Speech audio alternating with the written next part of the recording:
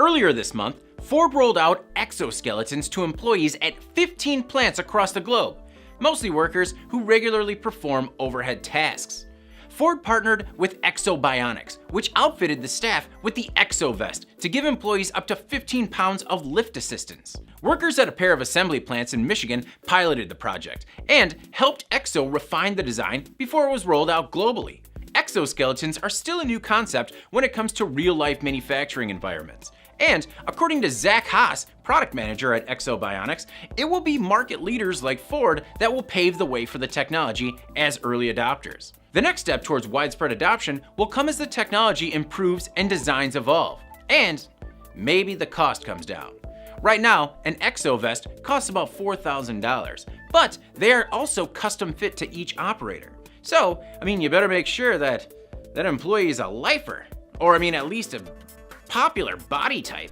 It's kind of a bummer for those 5'2" people on the line, but do you really need help to lift if they can't reach? They're not going in! You're not! According to Haas, Ekso Bionics has invested thousands of hours in the exoskeletons design and development. In addition to meeting customer need, the company also makes sure to design for manufacture, which takes place at the company's headquarters in Richmond, California.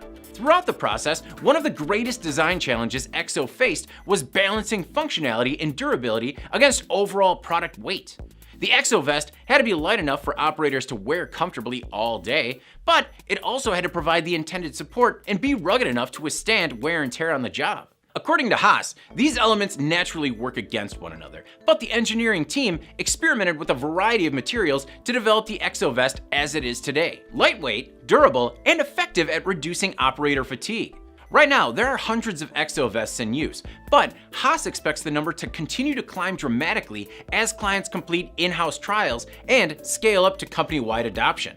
Ekso has a general configuration kit that companies typically use on multiple workers for in-house trials.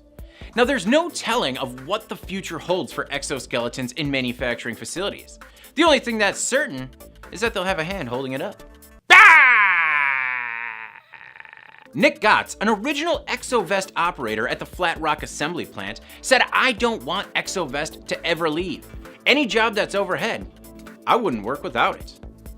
That's one heck of a testimonial. I'm David Manti. This is IEN Now.